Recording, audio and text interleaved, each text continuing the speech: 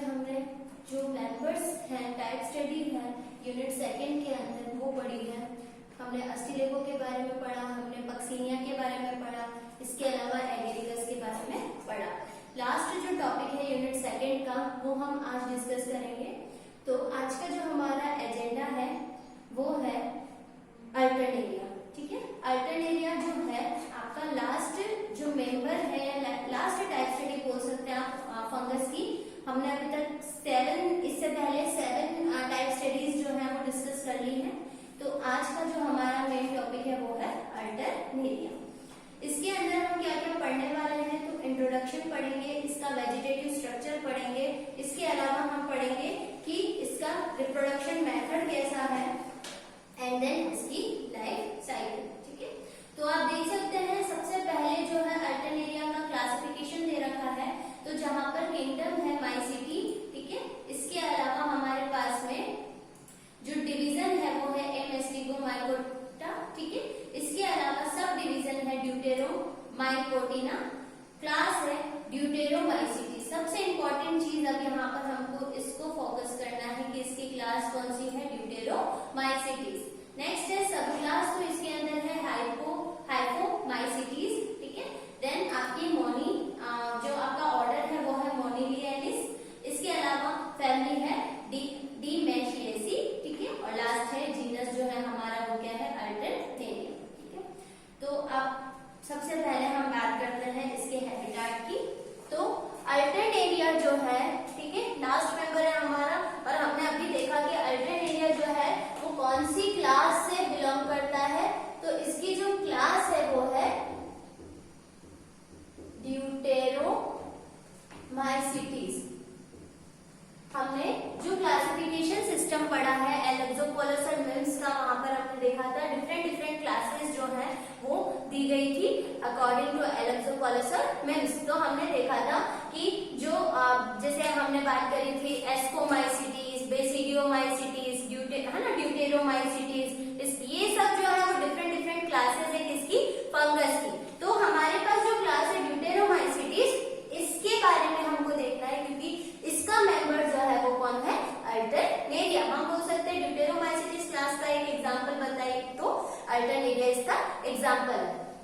अगर हम बात करें क्या खास बात है इसके अंदर, ड्यूटेरोमाइसिटीज की क्या विशेषता है, क्या स्पेशल फीचर है इसके अंदर, तो क्लास ड्यूटेरोमाइसिटीज को कहा जाता है फंजाई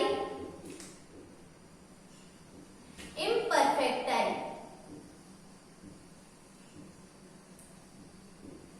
फंजाई इम्परफेक्टाई कहा जाता है क्लास ड्यूटेरोमाइसिटीज को। ठीक है, मतलब अपूर्ण कवक। फंजाई इम्परफेक्टाई का मतलब क्या होता है, अपूर्ण कवक।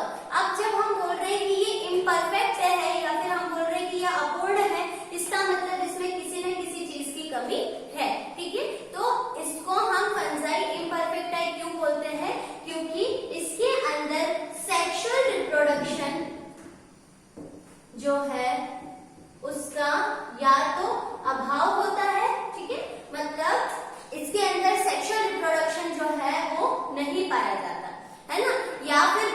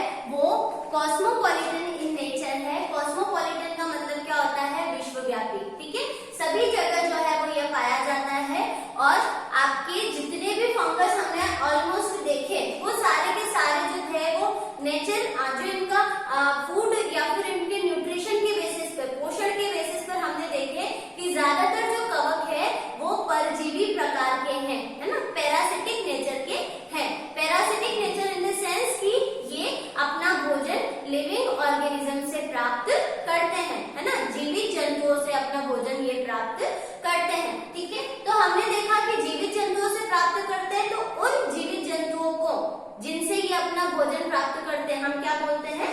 होस्ट बोलते हैं। क्या बोलते हैं? होस्ट। और इन्हीं होस्ट पर ये क्या करेंगे? रहेंगे, इन्हीं होस्ट पर रहेंगे और इनसे फूड लेंगे, भोजन लेंगे और क्या करेंगे? इनमें रोग या बीमारी या इंफेक्शन क्रिएट करेंगे। तो इनके जो भी होस्ट होते हैं इनमें ये बीमारियां या डिसीज उत्पन्न करते हैं। ठीक है, तो अल्टरनेरिया जो है वो अब हमने बात करी कि है ना, जो इनका न्यूट्रिशन है या हैबिटेट है, हमने बात करा कि न्यूट्रिशन के बेसिस पर मैक्सिमम जो है वो तो होते हैं सैप्रोफिटिक और कुछ सदस्य जो है वो होते हैं पैरासिटिक। ठीक है, न्यूट्रिशन के बेसिस पर जो है वो आपका या तो सैप्रोफिटिक होगा मतलब मृतोपजीवी होगा या फिर पैरासिटिक होगा, परजीवी होगा। ठीक है, अब सैप्रोफिटिक और पैरासिटिक दोनों किसके प्रकार है? ये दोनों प्रकार है हेट्रोट्रॉफिक ऑर्गेनिजम्स के। हेट्रोट्रॉफिक मतलब विषमपोषी, ऐसे ऑर्गेनिज्म जो अपना भोजन का निर्माण खुद नहीं कर पाते हैं। अब मैक्सिमम जातियां जो है ड्यूटेरोमाइसिटीज की मैक्सिमम जातियां जो है वो मृतोपजीवी है और मृतोपजीवी है तो ये अपना भोजन कहां से प्राप्त करेगी? मृत कार्बनिक पदार्थों से।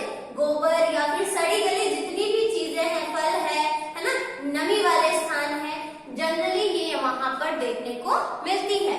लेकिन इसकी कुछ स्पीशीज जो है जो कि एज अ पैरासाइट या पैरासिटिक फंगस के रूप में पाई जाती है। जैसे कि हम बात करते हैं इसकी कुछ स्पीशीज है, जैसे कि है अल्टरनेरिया सोलेनाई, एक स्पीशीज है। अगर हम पैरासिटिक की बात करें तो है अल्टरनेरिया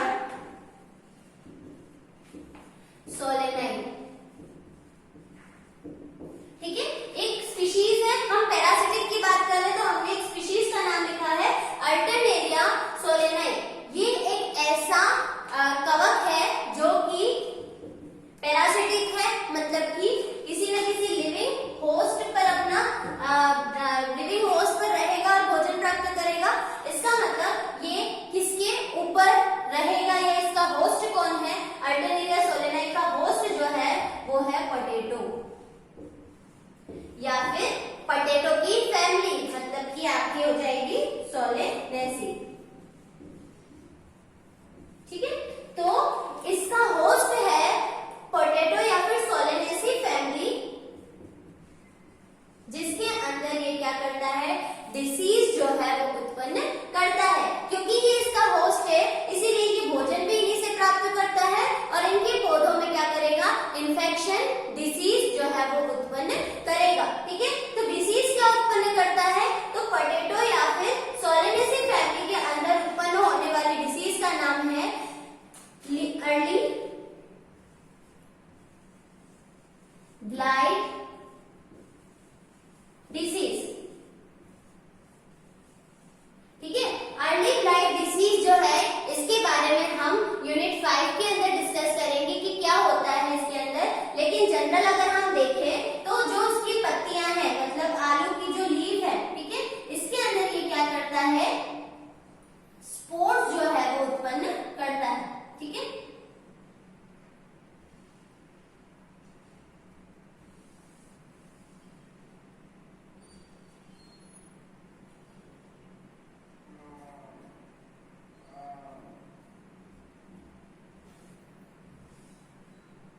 अगर ये आलू की पत्ती है या फिर सोलेनेसी जो है फैमिली आपकी, उसमें जितने भी मेंबर आते हैं, ठीक है, उसमें क्या करती है? इसकी पत्तियों पर स्पॉट बनाती है, धब्बे बनाती है, जो कि इनकी वेन्स वाले पोर्शन में, है ना, वेन्स वाले पोर्शन में हमको दिखाई देते हैं।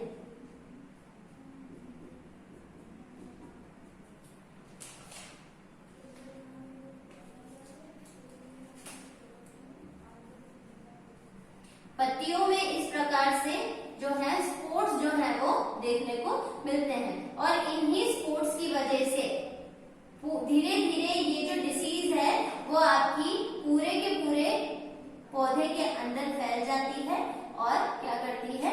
पूरे के पूरे पौधे को संक्रमित कर देती है। तो इस प्रकार से हमने देखा कि अल्टरनेरिया जो है वो आपका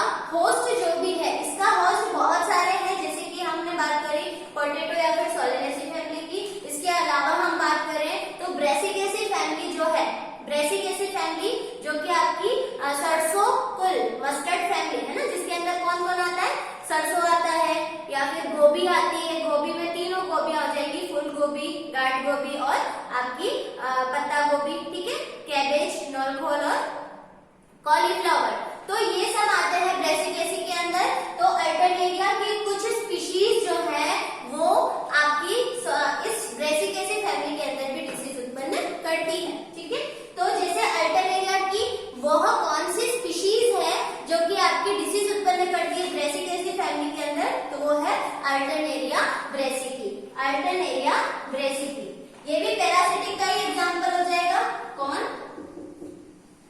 अल्टरनेरिया ब्रेसिकी। ठीक है, ये जो है वो डिसीज उत्पन्न करती है किसके अंदर? क्रूसीफेरी कुल के सदस्यों के अंदर। अब क्रूसीफेरी कुल के सदस्यों के अंदर ये डिसीज उत्पन्न करती है।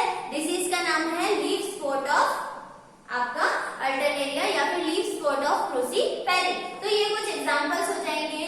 इसके अलावा अल्टरनेरिया की कुछ स्पीशीज है जैसे कि अल्टरनेरिया टेन्यूइस। ठीक है, तो ये कुछ जातियां हैं जो एज अ पैरासाइट पाई जाती हैं और डिसीज उत्पन्न करती हैं। फिर से मैं बता रही हूँ, हम अल्टरनेरिया पढ़ रहे हैं, इसका मतलब हम जो है वो लास्ट टॉपिक पे हैं यूनिट 2 के। हमने सबसे पहले देखा कि अल्टरनेरिया का क्लासिफिकेशन क्या है।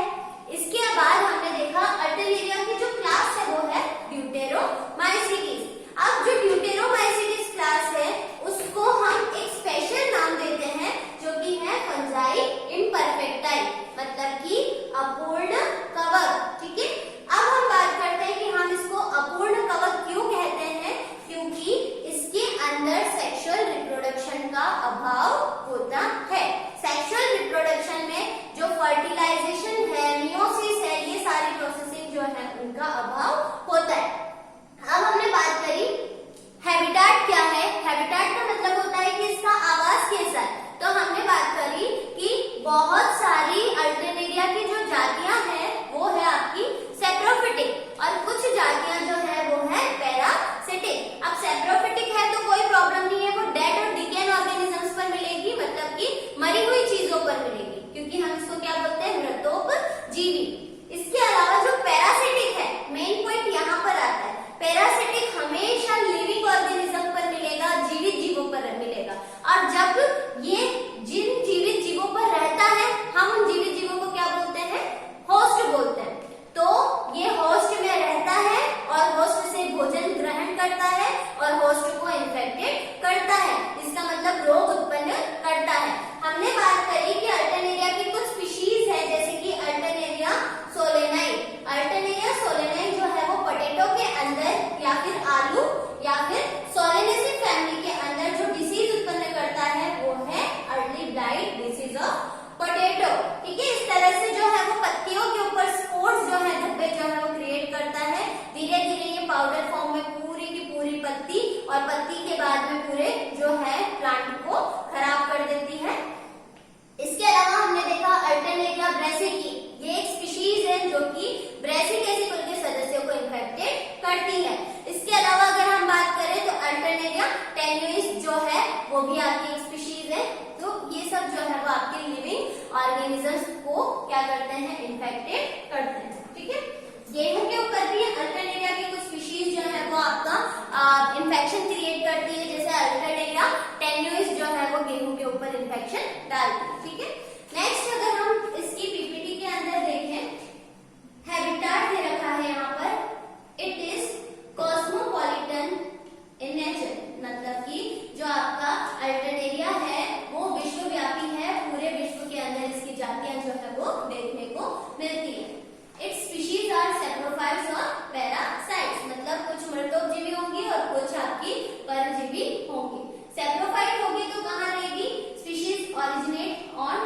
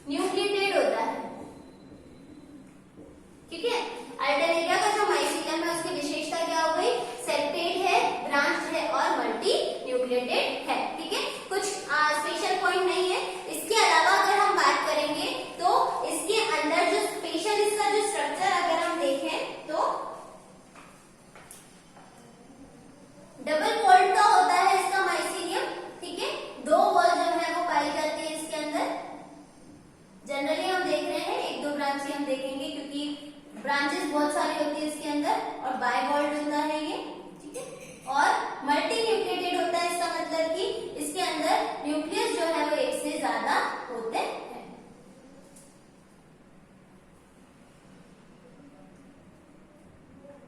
इसके अलावा इसके अंदर बहुत सारे आपके सेल ऑर्गेनल्स और ये सब देखने को मिलते हैं, ठीक है।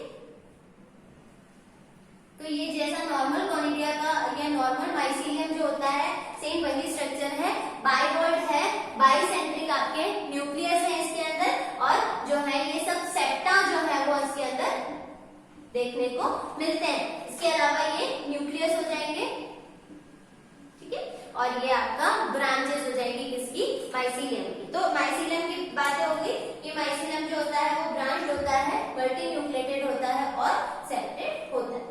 नेक्स्ट अगर हम बात करते हैं इसकी, तो काइट संरचना के अंदर यही आते हैं सारे पॉइंट। अगर हम रिप्रोडक्शन की बात करें इसके अंदर, तो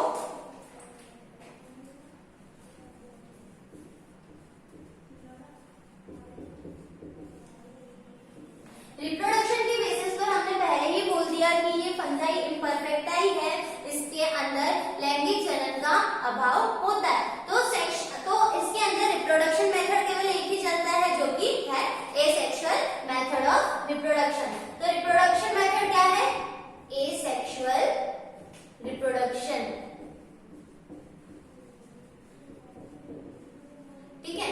अब हम जब जनरल कैरेक्टरिस्टिक्स पढ़ रहे थे फंगस के, तब हमने डिस्कस किया था कि जितने भी एसेक्सुअल मेथड के या एसेक्सुअल मेथड ऑफ रिप्रोडक्शन है वो आपका किसकी वजह से होता है, स्पोर्स की वजह से।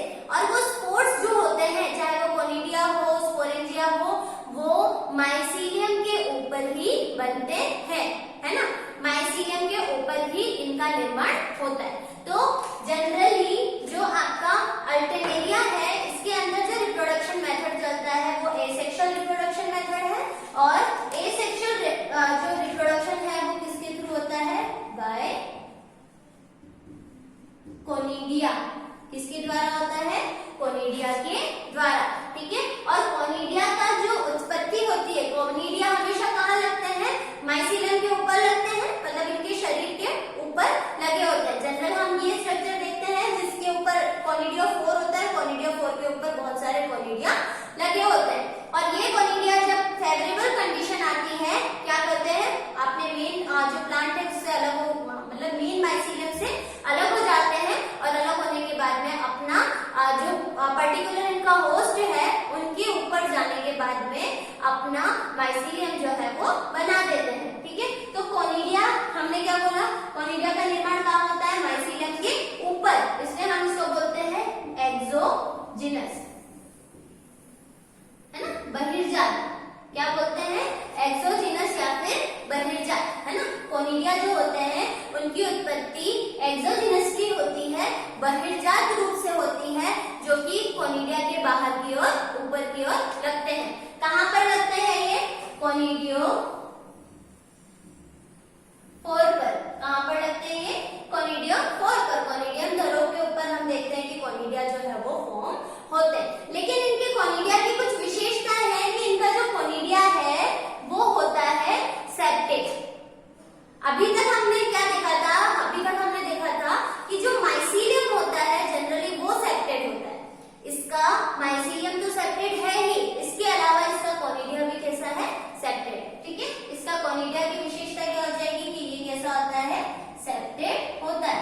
सेप्टा का मतलब क्या होता है कि दो उसके बीच में एक पट होता है, एक डिवाइडर होता है जिसके थ्रू आपका वो डिवाइड होता है, ठीक है। तो कोनिडिया भी आपका क्लब शेप का होता है, ठीक है, जनरली आपका इसी शेप का होता है, ठीक है। ये कोनिडिया फोर्स के थ्रू अलग रहते हैं और नीचे आपके दूसरे कोनिडिया लगे हुए रहते हैं, ठीक है। इस टाइप से आपका स्ट्रक्चर रहता है कोनिडिया का, और ये जनरली आपके डिवाइड होते हैं, बहुत सारे सेप्टा जो है वो इसके अंदर देखने को मिलते हैं।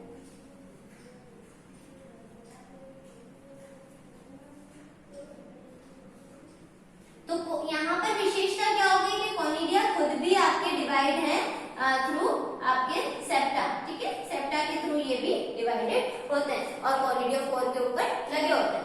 अगर हम बात करें कि ये जब इनका जर्मिनेशन होता है, मतलब कि जैसे ये कोनिडिया 4 से अलग होते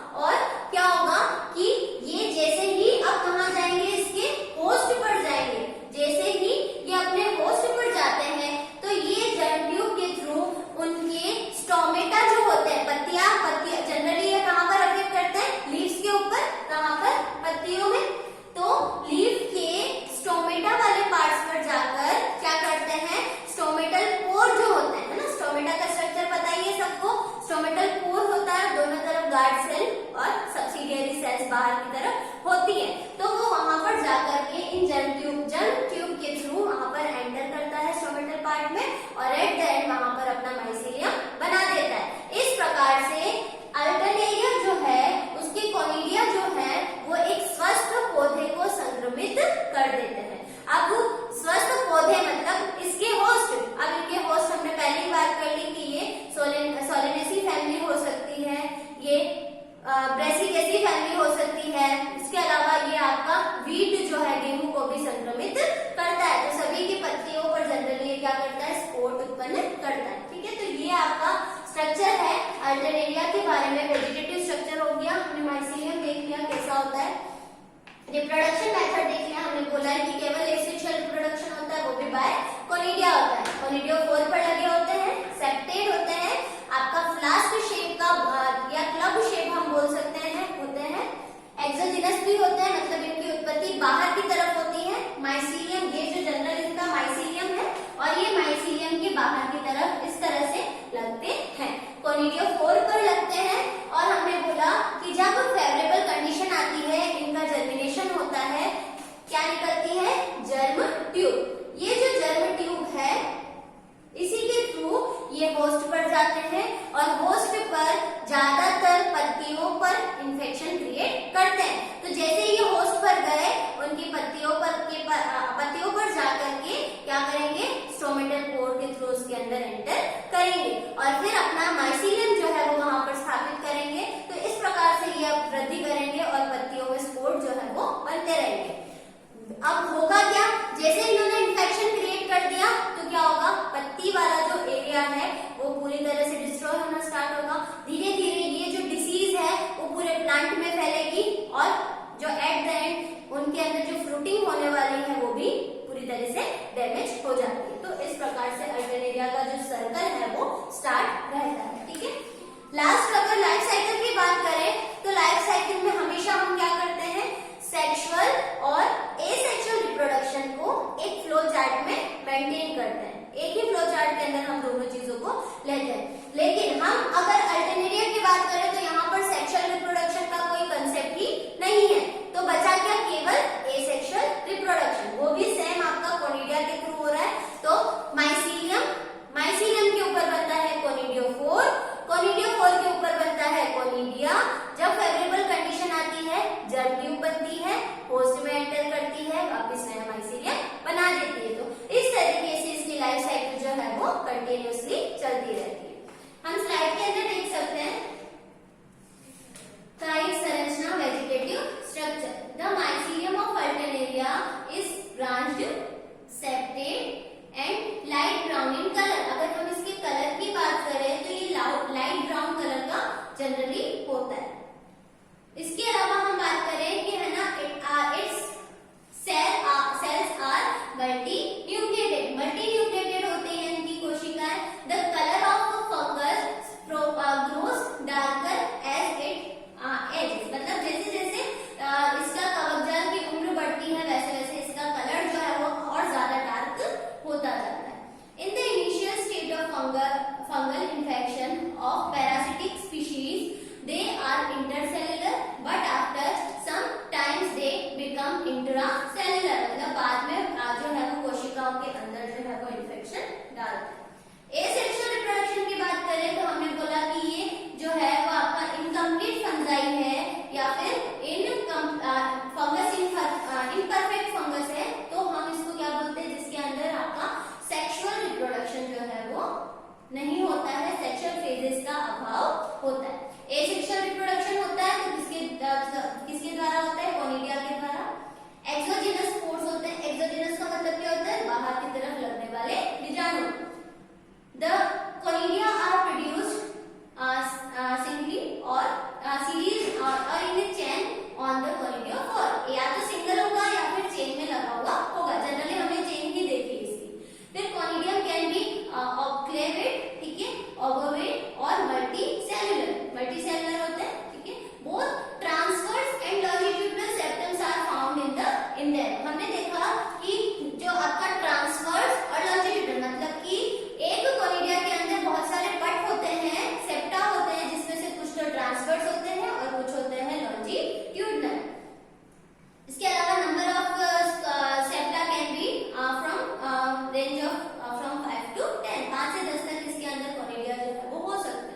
जर्मिनेशन की अगर हम बात करें तो germination of conidia is by the protonation of mature conidia by air. जब जैसे ही कोनिडिया अलग होते हैं वहां से, कहां से, माइसीलियम से जर्मिनेट होते हैं, ठीक है। The conidia germinate after falling into the appropriate spectrum substrate after being isolated from the conidiophore। conidiophore से जैसे ही अलग होते हैं अपने substrate के पास में जाते हैं, they germinate more quickly in moist environment। अब इनका जो सबसे ज्यादा ग्रो करने वाला रीजन होता है वो मतलब सीजन होता है वो क्या होता है, moist environment, ठीक है। नमी वाले जो होते हैं, नमी वाले स्थान या फिर नमी वाला जो environment होता है वो इनके लिए बेस्ट होता है। Most germ cells usually have one germ tube per cell. The germ tube enters the intracellular space of the host through the stomata to create a new mycelium या new fungus mycelium।